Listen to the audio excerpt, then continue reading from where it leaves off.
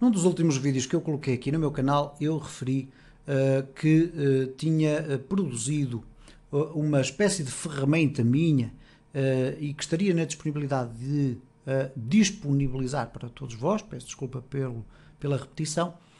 E neste vídeo eu vou-vos falar um pouquinho sobre esta aplicação, como é que eu a fiz para que vocês eventualmente possam fazer a vossa própria aplicação, mas como é óbvio eu vou deixar no link da descrição deste vídeo o local onde vocês podem descarregar um fecheiro comprimido que contém toda esta aplicação e como é que vocês a podem colocar a funcionar no vosso sistema. Então isto não tem nada de extraordinário, é apenas uma ferramenta que eu uso para poder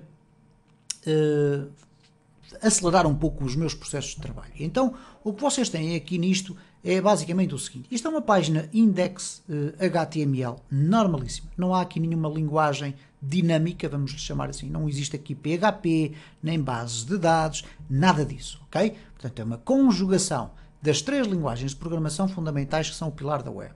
HTML, CSS também, um bocadinho, e JavaScript, ok? Então, o que nós temos aqui, eu vou-vos falar primeiro da funcionalidade, ok? O que nós temos aqui é um conjunto de ferramentas que eu decidi criar para mim próprio, ou uma ferramenta, neste caso é uma página de internet, que funciona de forma local. Obviamente que ela poderia estar alojada num servidor web, mas não há qualquer necessidade. Eu posso colocá-la no meu computador, numa pasta, e desde que eu abra o fecheiro index, automaticamente a minha aplicação vai abrir no browser, e ela contém o quê? Basicamente um conjunto de caminhos rápidos para eu chegar à informação que pretendo. Vou-vos dar um exemplo. Eu decidi colocar aqui estes ícones que aqui estão.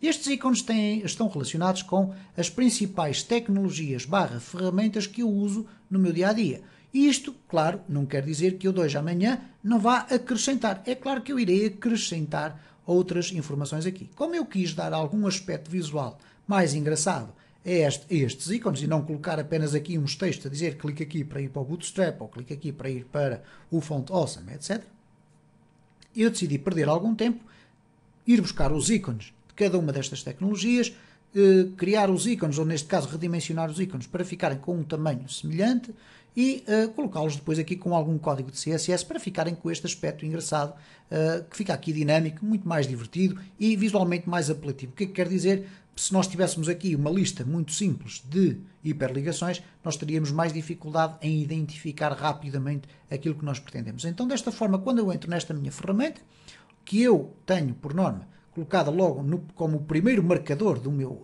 browser, e depois já iremos ver como é que isso pode funcionar, eu mal clico nesse ícone do meu browser, da minha aplicação, do meu markup ou do meu favorito, seja como vocês lhe queiram chamar, esta aplicação abre diretamente no meu computador. E o que é que acontece aqui? Todos estes ícones que aqui estão relacionados, ou quase todos, neste caso eu tenho aqui, por exemplo, o Google Translator, que eu gosto muito de usar o Google Translator porque às vezes preciso, ok? Há uma palavra que eu não sei ou não me recordo e preciso traduzir e eu automaticamente clico aqui no Google Translator e salta para o Google Translator. Então o que estes pequenos botões ou teclas, como lhe queiram chamar, neste caso são botões, as teclas são no teclado, o que eles fazem é basicamente isto, é entrar para a área da documentação ou para a área que interessa. Por exemplo, eu vou-vos dar o exemplo aqui do Bootstrap 4. Quando eu clico aqui no Bootstrap 4, o link que é aberto é a área da documentação. Reparem, não fiz o link para o início. Eu no início não me interessa, quer dizer, o início já não me interessa, porque eu quero é a área da documentação para poder de imediato pesquisar aqui a informação que eu quero procurar se eu tiver necessidade disso, ok? No caso do Font Awesome, acontece uma circunstância diferente. Eu não quero ter acesso à documentação. Então, o que é que eu fiz? Criei links diretos para entrar na área de pesquisa dos ícones. E quem conhece o Font Awesome sabe que é o conjunto de ícones que nós podemos utilizar dentro das nossas páginas web. Então, reparem, quando eu clico, em vez de entrar para a página Home do Font Awesome, eu coloquei logo para a página dos ícones para de imediato colocar aqui, por exemplo, o Times e poder logo ver aqui quais são os códigos dos ícones que eu quero utilizar.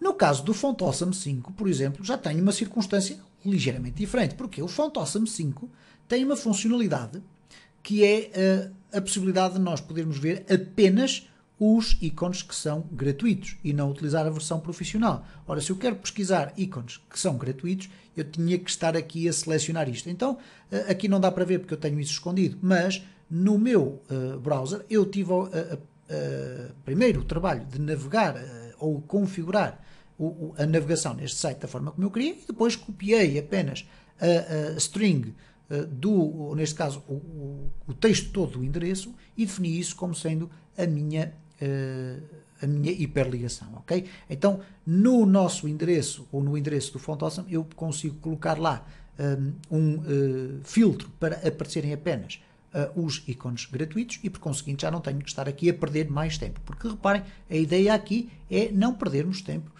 e acelerarmos os nossos processos. O Google Fontes salta diretamente para a área das fontes, onde eu posso pesquisar as fontes que eu quero utilizar no meu site.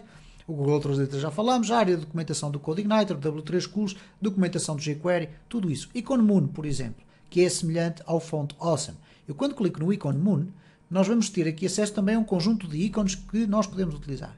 Esta é a única versão que é free, é a única versão que é não paga. Porquê? Porque se eu entrasse no Home, nós íamos ter aqui um conjunto de pacotes, todos eles são pagos, ok? Mas existe de facto a possibilidade de nós usarmos um que está lá escondido para o meio, etc., que tem 490 ícones de vetores e que estão aqui indicados, e que eu automaticamente usei como hiperligação para ter acesso a eles e fazer, quando necessitar, fazer as minhas pesquisas, ok? E, portanto, temos aqui todas essas ferramentas. Depois temos aqui uma área interessante, que é as CDNs. CDNs, para quem não sabe, é uma Content Delivery Network. E, por exemplo, no caso do Bootstrap, quando eu quiser incorporar Bootstrap numa página web, o que é que eu faço? Eu clico aqui e automaticamente vou parar à secção da documentação do Bootstrap, onde temos o texto de CSS e o texto de JavaScript que nós temos que copiar e colar na nossa página web. É tão simples quanto isto, ok?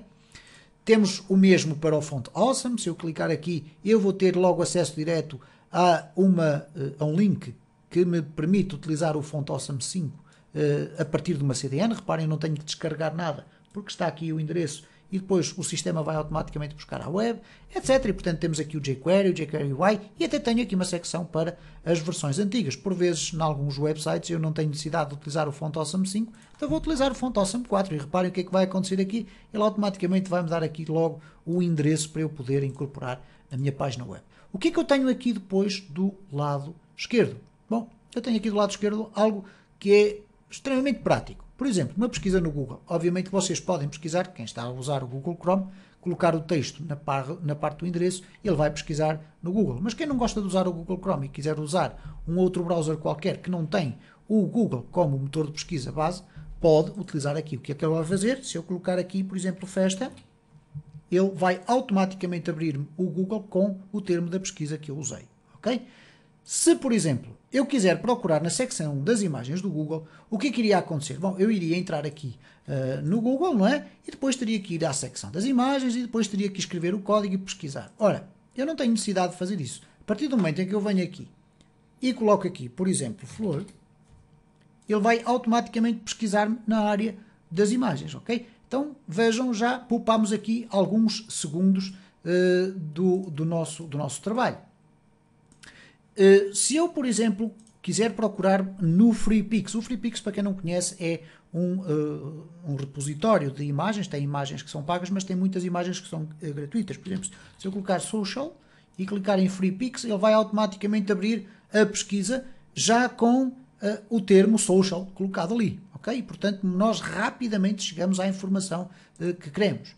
Ou, por exemplo, se eu quiser pesquisar uma função qualquer de PHP. Ora, o que é que acontece aqui? Se eu colocar aqui strlength, ou strlen, por exemplo, e se eu clicar aqui em PHP, o que vai acontecer é que ele vai procurar logo dentro da área de documentação, eu ali coloquei com underscore, mas ele tratou do resto, ele vai procurar diretamente na área da documentação de PHP. Portanto, já faz aqui esse trabalho todo, não tenho que entrar no site e depois entrar na secção da documentação e depois ir fazer a pesquisa. Não, ele já vai para esse espaço. Tenho também aqui para HTML, tenho para CSS, tenho para JavaScript. Aqui neste caso, atenção, porque, por exemplo, se eu colocar aqui alert, eu for para o JavaScript, ele vai entrar dentro do developermozilla.org, que é provavelmente um dos locais tecnicamente mais avançados para explicar o que é um alerta em JavaScript, como é que funciona, etc., como é que se constrói, para que é que serve, os parâmetros, tudo isso, ok? Portanto, nós temos aqui de facto muitas funcionalidades. Obviamente que esta é uma aplicação dinâmica e vai ser construída, vai sendo criada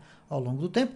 Eu vou partilhar convosco, apenas a título de curiosidade, ver aqui que no caso do código, como vocês podem observar, temos aqui um fecheiro de HTML, temos aqui CSS colocado dentro do próprio fecheiro de HTML, portanto, aqui este bloco todo tem todas aquelas animaçõezinhas que vocês aqui viram, destas teclas, etc. Portanto, algumas formatações que aqui estão.